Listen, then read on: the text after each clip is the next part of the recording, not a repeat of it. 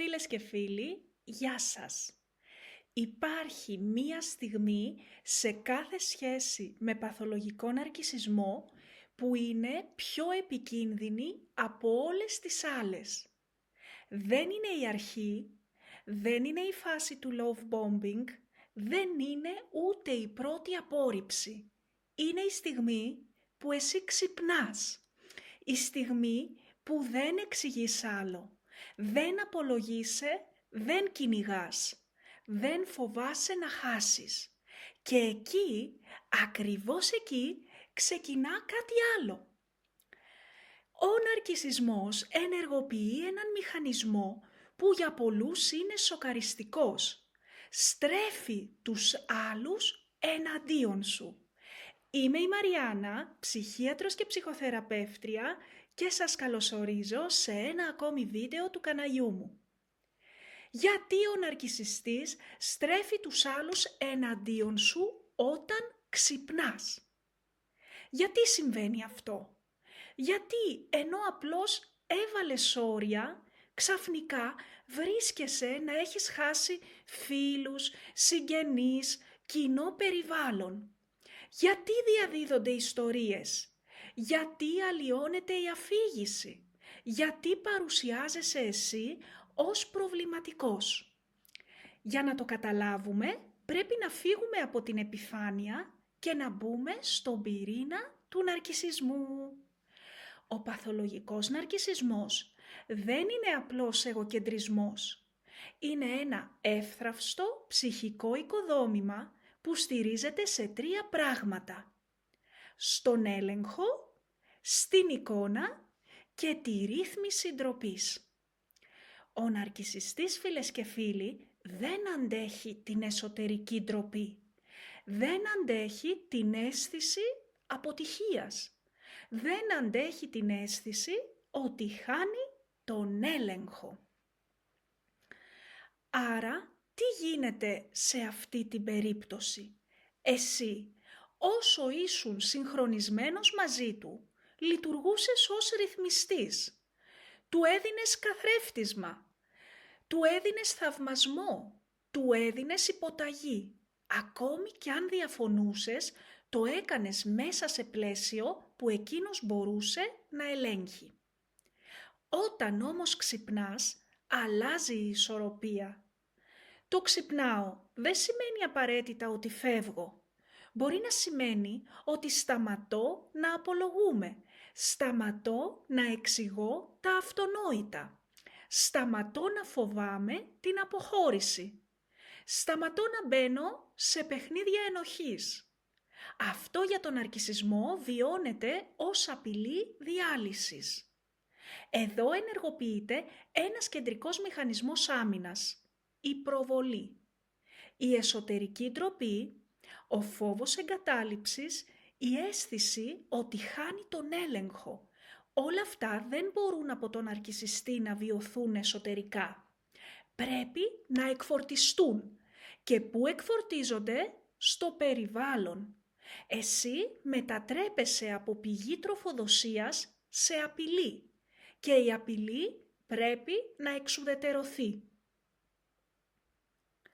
Η εξουδετερώση δεν γίνεται πάντα με φωνές. Πολύ συχνά γίνεται κοινωνικά. Ο ναρκισσιστής αρχίζει να ανακατασκευάζει την αφήγηση. Αυτό ονομάζεται narrative control. Δημιουργεί δηλαδή ένα σενάριο στο οποίο εκείνος είναι το θύμα και εσύ είσαι ο ασταθής, ο αχάριστος, ο ψυχρός, ο επιθετικός. Δεν είναι απλώς ψέμα, είναι εσωτερική του ανάγκη. Αν δεν σε παρουσιάσει ως προβληματικό, θα πρέπει να παραδεχτεί ότι έχασε τον έλεγχο. Και αυτό ισοδυναμεί για τον νάρκισσο με ψυχική κατάρρευση. Όταν λοιπόν ξυπνάς, ο ναρκισσιστής μπαίνει σε κατάσταση panic mode και σε κατάσταση πανικού ενεργοποιεί αυτό που στην κλινική καθημερινή ψυχιατρική ονομάζουμε τριγωνοποίηση. Δηλαδή δεν αντιμετωπίζει τη σύγκρουση άμεσα, γιατί είναι δειλός. Είναι θρασίδηλος ο ναρκισσιστής. Εισάγει τρίτους, φίλους, οικογένεια, κοινό κύκλο, επαγγελματικό περιβάλλον. Δημιουργεί συμμαχίες. Γιατί? Διότι αν η εικόνα του διατηρηθεί στο κοινωνικό σύστημα, τότε η εσωτερική του συνοχή διασώζεται. Ο ναρκισσιστής δεν φοβάται τόσο να χάσει εσένα, φοβάται να χάσει το κοινό. Όταν εσύ αποσύρεις τη συμμόρφωση, δημιουργείται κενό. Και το κενό πρέπει να γεμίσει με έλεγχο φήμης. Έτσι ξεκινά η εκστρατεία. Μπορεί να είναι διακριτική, μπορεί να είναι υπόγεια, μπορεί να είναι ένας ανήσυχος τόνος τύπου «δεν είναι καλά αυτός, αυτή τελευταία». Μπορεί όμως να είναι πιο ομή, αλλά η λειτουργία είναι μία, να αποκατασταθεί για τον νάρκισσο η ιεραρχία και να έχει αυτός και μόνο αυτός το πάνω χέρι. Προσοχή, όταν λέμε ο ναρκισσιστής μπορεί να είναι είτε άντρας είτε γυναίκα. Στην πραγματικότητα αυτό που συμβαίνει όταν ξυπνάς είναι ότι πάβεις να είσαι αντικείμενο και γίνεσαι υποκείμενο και ο παθολογικός ναρκισσισμός δεν αντέχει τα αυτόνομα υποκείμενα μέσα σε οικία απόσταση. Μπορεί να τα αντέξει μακριά, δεν μπορεί να τα αντέξει δίπλα του. Υπάρχει εδώ, φίλες και φίλοι, και ένα δεύτερο επίπεδο πιο βαθύ. Όταν ξυπνάς, ενεργοποιείς στον ναρκισσιστή τον πρωταρχικό φόβο εγκατάλειψης. Ο φόβος αυτός δεν βιώνεται ως φοβάμαι, βιώνεται από την πλευρά του ναρκισσιστή ως οργή. Η οργή είναι η άμυνά του κατά της ντροπής. Και όταν η οργή δεν μπορεί να εκτονωθεί άμεσα, μετατρέπεται σε διασπορά. Δηλαδή, αν φύγεις εσύ από μένα, θα φύγεις κατεστραμμένος κοινωνικά. Και εδώ έρχεται το πιο σκληρό κομμάτι.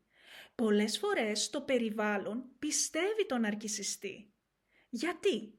Διότι ο ναρκισσισμός, φίλες και φίλοι, είναι εγωιτευτικός όταν δεν απειλείται. Έχει αφήγημα, έχει αυτοπεποίθηση, έχει θεατρικότητα. Εσύ, όταν ξυπνάς, είσαι συχνά κουρασμένος, σιωπηλός, αποστασιοποιημένος. Δεν κάνεις εκστρατεία και αυτό κοινωνικά μοιάζει με ενοχή. Έτσι γεννιέται η αντιστροφή. Το θύμα γίνεται θήτης. Ο οριοθετών γίνεται ψυχρός. Ο αποχωρών γίνεται ασταθής. Και ο ελέγχων γίνεται πληγωμένος. Το κρίσιμο ερώτημα όμως είναι άλλο. Γιατί αυτή η εκστρατεία μπορεί να βλάψει τόσο πολύ την ψυχική ισορροπία του πραγματικού θύματος? Γιατί ενώ έχεις καταλάβει τι συμβαίνει, νιώθεις ότι καταρρέει το κοινωνικό σου πεδίο? Διότι ο άνθρωπος είναι συστημικό. Δεν ζει μόνο σε διαδικές σχέσεις. Ζει σε δίκτυα και όταν διαταράσσεται το δίκτυο, ενεργοποιείται πρωταρχικό άγχος απομόνωσης. Ο ναρκισσιστής το γνωρίζει ασυνείδητα και χτυπά εκεί. Εδώ χρειάζεται να κάνουμε μία βαθιά διάκριση. Δεν στρέφει τους άλλους εναντίον σου επειδή είσαι επικίνδυνος. Στρέφει τους άλλους εναντίον σου επειδή έχασε την πρόσβαση στον έλεγχό σου. Δεν αντέχει την ιδέα ότι υπάρχεις ανεξάρτητα από αυτόν. Όταν ξυπνάς, αποσύρεις 3 πράγματα. Θαυμασμό, φόβο και προβλεψιμότητα. Και αυτά είναι το καύσιμο της ναρκισσιστικής σου κακοποίησης. Η κοινωνική επίθεση από τον νάρκισσο είναι προσπάθεια επανατροφοδότησης. Το επόμενο στάδιο συχνά είναι η πρόκληση. Δηλαδή, ο ναρκισσιστής ελπίζει ότι θα αντιδράσεις δημόσια, ότι θα εξηγήσεις, ότι θα μπεις σε debate. Διότι αν μπεις, επανασυνδέεσαι και ο έλεγχος επιστρέφει. Δηλαδή ένα παράδειγμα είναι, αν χωρίσεις από τον Νάρκισσο, θα διασπείρει φήμες, κατηγορίες, ψέματα, συκοφαντίες σε όλους τους φίλους, θέλοντας να σε βάλει στο τρυπάκι να απολογηθείς δημόσια. Η μεγαλύτερη απειλή για τον παθολογικό ναρκισσισμό δεν είναι η επίθεση. Είναι η ψυχρή, σταθερή αποσύνδεση χωρίς θεατρικότητα. Αυτό όμως απαιτεί εσωτερική αντοχή και ακέραιο χαρακτήρα. Γιατί σημαίνει ότι θα αντέξεις να μην σε πιστέψουν κάποιοι. Θα αντέξεις να παρεξηγηθείς. Θα αντέξεις να μην διορθώσεις τα ψεύδη του Νάρκισσου. Θα αντέξεις να χαθείς από κάποια μάτια. Ο ναρκισσιστής στρέφει τους άλλους εναντίον σου όταν ξυπνάς. Γιατί το ξύπνημά σου εκθέτει το ψυχικό του κενό και η έκθεση αυτή είναι αβάσταχτη για αυτόν. Το παράδοξο είναι ότι όσο πιο ήρεμος είσαι, τόσο πιο έντονη μπορεί να γίνει η εκστρατεία, διότι η ηρεμία σου λειτουργεί ως καθρέφτης. Αυτό που έχεις εσύ δεν μπορεί να το έχει αυτός και το φθονεί και ο καθρέφτης που δεν ελέγχεται τρομάζει. Υπάρχει όμως και μια άλλη αλήθεια. Όσοι σε γνωρίζουν βαθιά, όσοι δεν εξαρτώνται από την εικόνα, δεν θα μετακινηθούν τόσο εύκολα. Η εκστρατεία λειτουργεί κυρίως σε περιβάλλοντα επιφανειακών δεσμών και εκφοβισμού. Στο τέλος, η κοινωνική επίθεση είναι η τελευταία απόπειρα διατήρησης κυριαρχίας. Και εδώ βρίσκεται το υπαρξιακό σημείο καμπής. Όταν αντέξεις να μην απαντήσεις, όταν αντέξεις να μην αποδείξεις, όταν αντέξεις να μην εξηγηθείς, τότε έχεις πραγματικά ξυπνήσει. Όταν μιλάμε για το ότι ο ναρκισσισμός στρέφει τους άλλους εναντίον σου, δεν μιλάμε απλώς για κουτσομποϊό. Μιλάμε για μία οργανωμένη ψυχική διαδικασία που ονομάζεται smear campaign, δηλαδή εκστρατεία διαστρέβλωσης. Δεν γίνεται τυχαία, δεν είναι αυθόρμητη, είναι στρατηγική ρύθμιση ελέγχου του ναρκισσιστή. Εδώ, φίλες και φίλοι, πρέπει να καταλάβουμε κάτι θεμελιώδες. Ο παθολογικός ναρκισσιστής δεν έχει εσωτερικό σταθερό πυρήνα ταυτότητας. Η ταυτότητά του είναι εξαρτημένη από τα μάτια των άλλων, από εξωτερικούς καθρέφτες, από το πώς τον βλέπουν, από το πώς τον επιβεβαιώνουν, από το πώς τον φοβούνται ή τον θαυμάζουν. Όσο εσύ λειτουργούσες ως καθρέφτης, υπήρχε σταθερότητα. Όταν όμως αποσύρεις τον καθρέφτη, δημιουργείται ρήγμα. Αυτό το ρήγμα δεν το αντέχει ο ναρκισσιστής. Δεν είναι απλώς συναισθηματικό, είναι υπαρξιακό. Εδώ ενεργοποιείται ο μηχανισμός άμυνας ή διχοτόμηση. Ο κόσμος γίνεται για τον ναρκισσιστή καλός ή κακός. Όταν ήσουν συμμορφωμένος, ήσουν ο καλός. Όταν ξύπνησες, μετατράπηκες στον κακό. Δεν υπάρχει ενδιάμεσο. Αυτό σημαίνει ότι πρέπει να επανατοποθετηθείς στο σύστημα ως απειλή. Και όταν κάποιος βιώνεται ως απειλή, πρέπει να απομονωθεί από τον Νάρκισσο. Έτσι ξεκινάει η στρατηγική κοινωνικής απομόνωσης. Πώς γίνεται αυτό? Πρώτον, με προληπτική αφήγηση. Δηλαδή, ο ναρκισσιστής μιλά πρώτος. Κατά αυτόν, όποιος μιλήσει πρώτος ορίζει το πλαίσιο. Η ανθρώπινη ψυχολογία λειτουργεί έτσι. Η πρώτη αφήγηση γίνεται σημείο αναφοράς. Ό,τι ακολουθήσει φιλτράρεται μέσα από αυτή. Δεύτερον, με ελεγχόμενη διαρροή. Δεν κατηγορεί άμεσα, αφήνει υπονοούμενα. Δεν θέλω να πω πολλά, αλλά αυτό δημιουργεί μυστήριο και κινητοποιεί συμμαχίες. Τρίτον, με θυματοποίηση. Ο ναρκισσιστής σπάνια θα παρουσιαστεί ως επιθετικός. Θα παρουσιαστεί ως πληγωμένος, και η κοινωνία έχει ενσυναίσθηση προς το θύμα. Εσύ που απλώς έβαλες όρια, ξαφνικά εμφανίζεσαι ως ψυχρός, απόμακρος, ασταθής. Γιατί οι άλλοι πιστεύουν όμως τον ναρκισσιστή? Γιατί, φίλες και φίλοι, οι περισσότεροι άνθρωποι δεν θέλουν σύγκρουση, θέλουν σταθερότητα. Και ο ναρκισσιστής προσφέρει μία καθαρή, απλή αφήγηση. Ενώ εσύ προσφέρεις πολυπλοκότητα και η πολυπλοκότητα κουράζει. Υπάρχει όμως και ένα άλλο βαθύτερο επίπεδο. Ο ναρκισσιστής επιλέγει συμμάχους που ήδη έχουν ανάγκη να ανήκουν. Άτομα με αδύναμα όρια, άτομα που φοβούνται την απομόνωση, άτομα που θέλουν πρόσβαση στην ισχύ. Και έτσι δημιουργείται σύστημα. Αυτό που βιώνεις τότε είναι μία μορφή ψυχικής βίας που λέγεται συστημικό gaslighting. Δεν είναι μόνο ότι αλλοιώνεται η αλήθεια, είναι ότι αλλοιώνεται η συλλογική μνήμη. Και εκεί έρχεται το τραύμα. Το τραύμα της δημόσιας διαστρέβλωσης είναι βαθύτερο από τον χωρισμό, γιατί αγγίζει την ταυτότητα. Δεν χάνεις μόνο το σύντροφο, χάνεις το αφήγημα και ο άνθρωπος ζει μέσα από αφήγημα.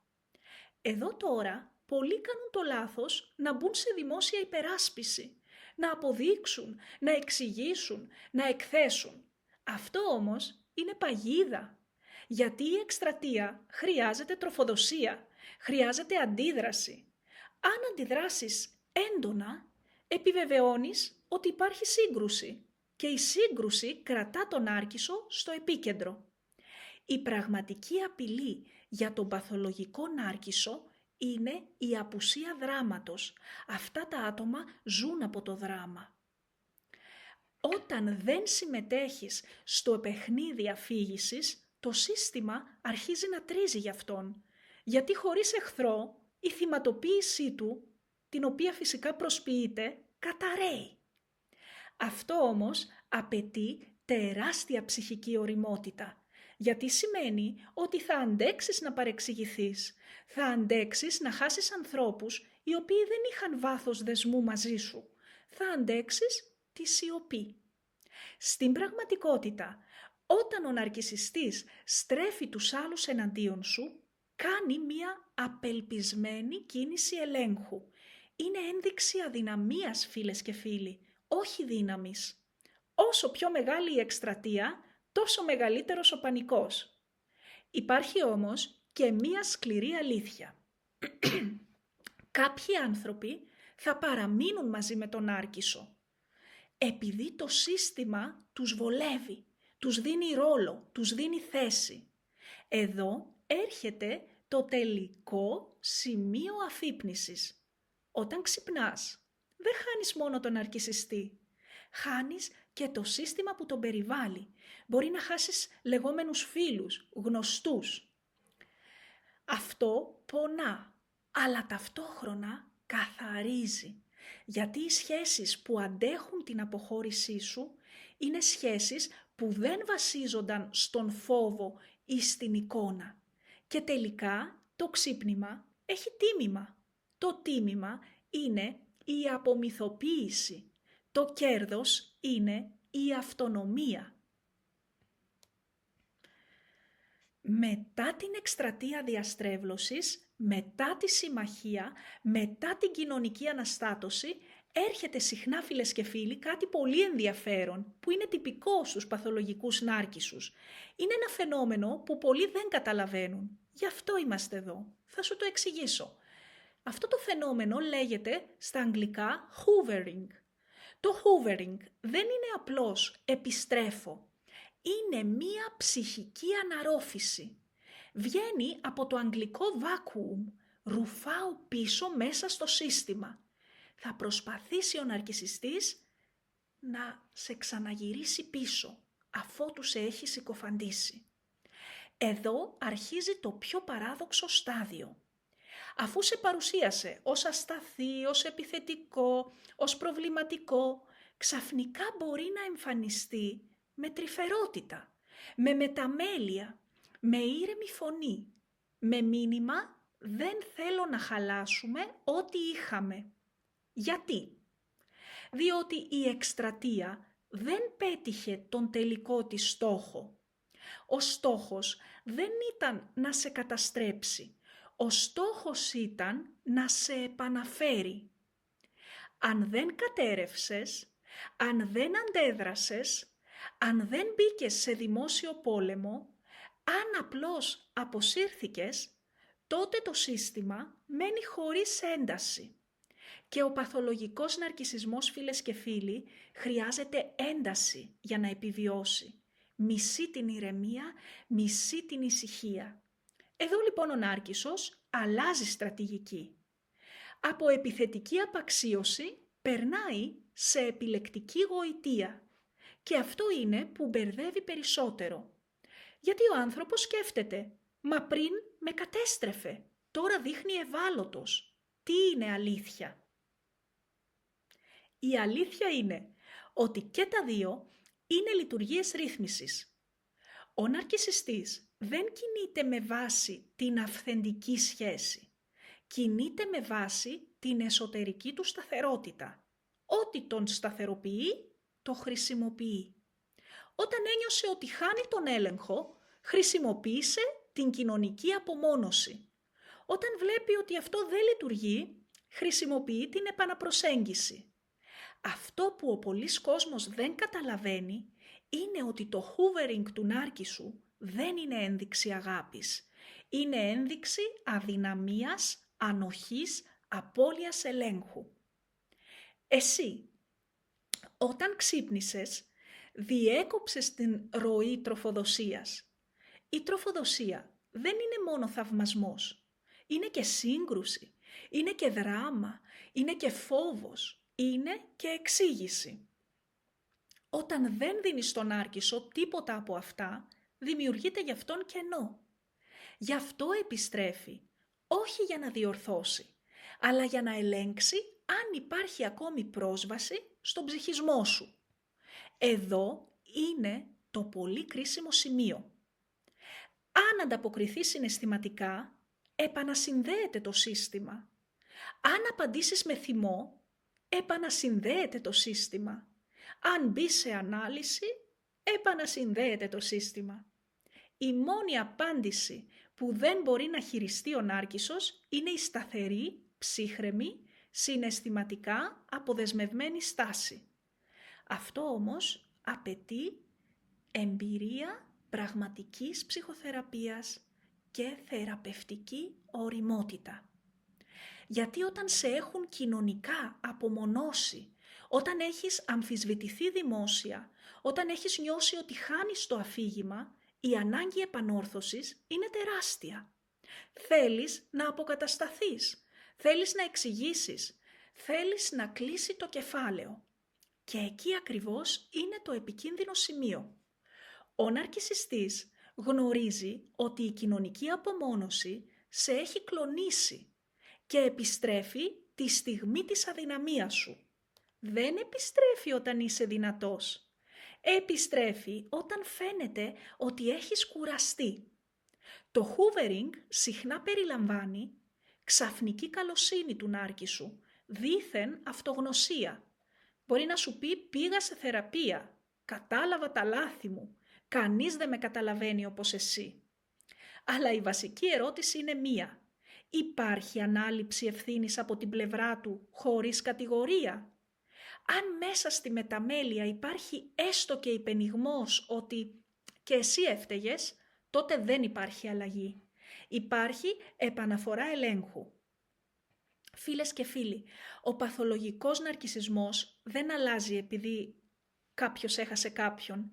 Αλλάζει μόνο αν βιώσει υπαρξιακή κατάρρευση. Αυτό ακούγεται σκληρό. Η υπαρξιακή κατάρρευση δεν έρχεται όταν εσύ επιστρέφεις. Έρχεται όταν δεν υπάρχει πρόσβαση. Πάμε τώρα στο πιο βαθύ επίπεδο. Γιατί όλο αυτό σε τραυματίζει τόσο? Γιατί, φίλε και φίλοι που με βλέπεις τώρα, ο άνθρωπος δεν πονά μόνο από την κακοποίηση, πονά και από την ασυνέπεια.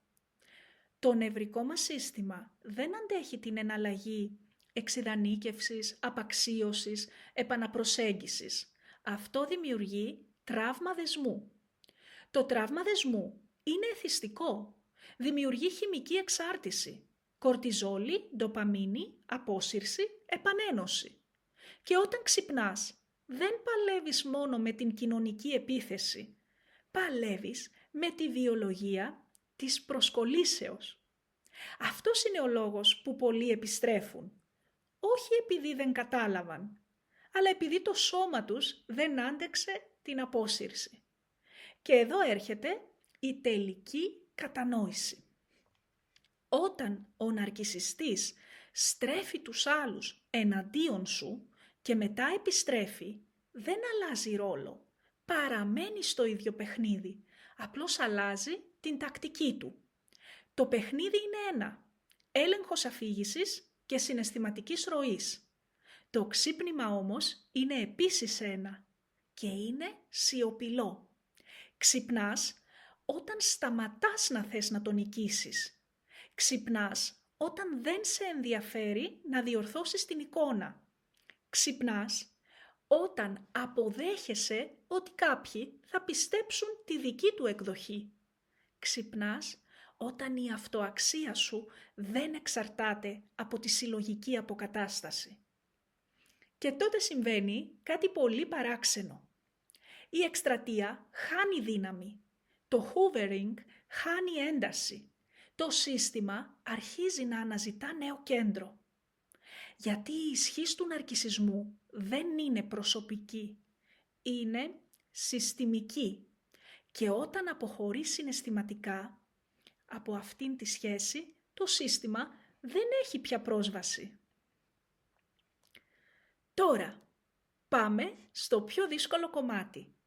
Το ερώτημα που βασανίζει σχεδόν όλους όσους ξυπνούν από μια ναρκισσιστική σχέση δεν είναι μόνο γιατί μου το έκανε αυτό.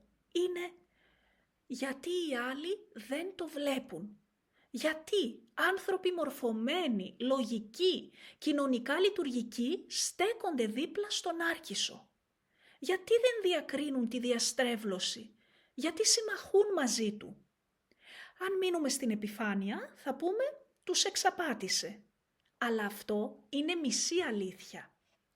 Οι συμμαχίες δεν γίνονται μόνο από εξαπάτηση, γίνονται από ψυχική ανάγκη. Ο ναρκισσιστής προσφέρει κάτι πολύ ισχυρό στο περιβάλλον, σαφήνεια ρόλων, δημιουργεί μια καθαρή ιστορία, ορίζει καλό και κακό, ορίζει θύμα και θήτη. Οι περισσότεροι άνθρωποι φοβούνται την πολυπλοκότητα, φοβούνται την αβεβαιότητα, φοβούνται να σταθούν στο «δεν ξέρω». Όταν λοιπόν εμφανίζεται μια έντονη αφήγηση, συναισθηματικά φορτισμένη, με αυτοπεποίθηση, προσφέρει ανακούφιση. Το να πεις «δεν ξέρω τι συνέβη μεταξύ τους» απαιτεί ψυχική ωριμότητα. Το να πεις «μάλλον εκείνη φταίει» απαιτεί λιγότερη. Επιπλέον, ο ναρκισσιστής συχνά επιλέγει συμμάχους που έχουν δικά τους αδιόρατα τραύματα. Άτομα που φοβούνται την απόρριψη, άτομα που χρειάζονται να ανήκουν σε ισχυρό πόλο, άτομα που δεν αντέχουν να έρθουν σε σύγκρουση με χαρισματικές προσωπικότητες. Το να σταθείς ουδέτερος απέναντι σε έναν ναρκισσιστή που κινητοποιεί σύστημα σημαίνει ότι αποδέχεσαι πιθανή απώλεια θέσης. Και οι περισσότεροι δεν το κάνουν. Υπάρχει και κάτι πιο λεπτό. Ο ναρκισσιστής προσφέρει ένταση, δράμα, κίνηση. Κάποιοι άνθρωποι είναι εθισμένοι στο δράμα χωρίς να το ξέρουν. Το ήρεμο, ώριμο, οριοθετημένο υποκείμενο τους φαίνεται ψυχρό, ενώ το έντονο, πληγωμένο, θεατρικό υποκείμενο τους φαίνεται ζωντανό. Έτσι, χωρίς να το συνειδητοποιούν, έλκονται από την ένταση. Τώρα, το πιο σημαντικό σημείο. Όταν ξυπνάς, δεν σπάς μόνο μια σχέση. Σπάς ένα σύστημα συνεξάρτησης και κάθε σύστημα που διαταράσσεται θα αντιδράσει. Δεν είσαι εσύ ο διασπαστικός. Είσαι ο μετακινητικός παράγοντας. Αλλά η μετακίνηση τρομάζει. Γι' αυτό κάποιοι θα μείνουν εκεί που ήταν. Όχι γιατί δεν σε αγάπησαν, αλλά γιατί δεν μπορούν να αντέξουν τη μετατόπιση. Και εδώ έρχεται η τελική ωριμότητα. Το ξύπνημα δεν είναι επανάσταση, δεν είναι εκδίκηση, δεν είναι αποκατάσταση φήμης. Είναι εσωτερική απόσυρση επένδυσης. Ο ναρκισσιστής στρέφει τους άλλους εναντίον σου όταν εσύ ξυπνάς, γιατί η αφύπνισή σου απειλεί την ψυχική του συνοχή. Αν σε παρουσιάσει ως προβληματικό, διασώζει την εικόνα του. Αν δημιουργήσει συμμαχίες, διασώζει τον έλεγχο. Αν επιστρέψει με τρυφερότητα, ελέγχει αν υπάρχει ακόμη πρόσβαση. Όλα περιστρέφονται γύρω από ένα πράγμα. Τη ρύθμιση της εσωτερικής ντροπής του ναρκίσου μέσω εξωτερικού ελέγχου. Τι σημαίνει όμως ότι πραγματικά ξύπνησες? Σημαίνει ότι σταμάτησες να χρειάζεσαι την επιβεβαίωση του ίδιου του συστήματος που σε τραυμάτισε. Σημαίνει ότι αντέχεις να παρεξηγηθείς. Σημαίνει ότι αντέχεις να χαθούν δορυφόροι. Σημαίνει ότι δεν χρειάζεσαι να αποδείξεις την αλήθεια σου σε όλους. Η μεγαλύτερη ήττα, φίλες και φίλοι, του παθολογικού ναρκισσισμού δεν είναι όταν φεύγεις. Είναι όταν δεν σε καθορίζει πια. Και τότε συμβαίνει κάτι που δεν φαίνεται θεαματικό, αλλά είναι βαθιά επαναστατικό. Σταματάς να είσαι μέρος της ιστορίας του νάρκισσου και αρχίζεις να γράφεις τη δική σου. Αυτό δεν γίνεται με φθόρυβο, γίνεται με σταθερότητα. Εκεί τελειώνει ο κύκλος. Όχι όταν κερδίζεις το σύστημα, αλλά όταν δεν σε αφορά πια. Φίλες και φίλοι, αν θέλετε ακολουθήστε το κανάλι μου και πατήστε like στο βίντεο. Επίσης, αν ενδιαφέρεστε ιδιαίτερα για την κατάθλιψη, υπάρχει ένας ήρεμος και ασφαλής χώρος για όλα τα μέλη, όπου κάθε Παρασκευή ανεβαίνει ένα βίντεο για την κατάθλιψη. Γεια σας!